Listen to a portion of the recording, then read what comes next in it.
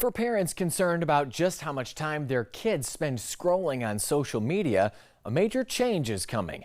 A new South Carolina law will dramatically limit addictive features on popular platforms, requiring new, stronger privacy protections, parental controls, and banning targeted ads for children.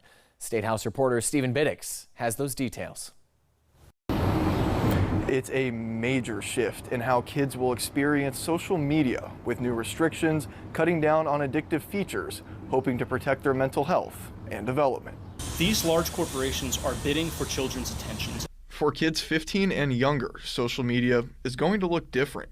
The law targets platforms earning more than $1 billion in advertising revenue, like Instagram and TikTok.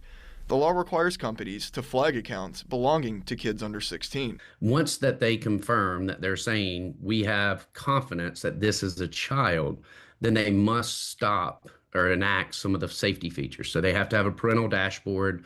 They have to stop marketing directly to our children. It bans infinite scrolling and video autoplay.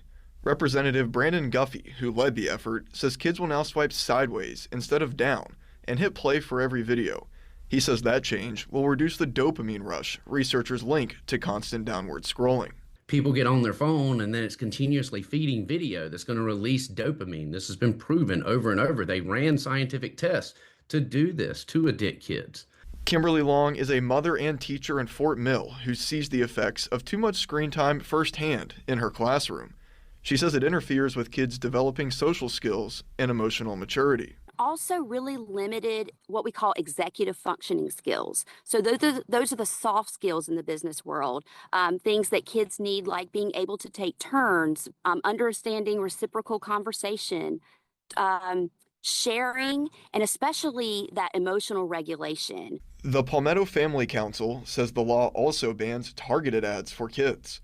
The council adds South Carolina is one of only a handful of states with this kind of law, and says the state should stay on the forefront of keeping kids safe. They end up trapped in these loops, these cycles. They get advertised certain things, and the companies know that your attention is extremely valuable. That's where the profit is. That's where the margins are met. The law takes effect January 1st of 2027. Supporters of the bill say next year they hope to pursue additional regulations when it comes to kids and how they can interact with AI chatbots. Reporting at the State House, I'm Stephen Biddix.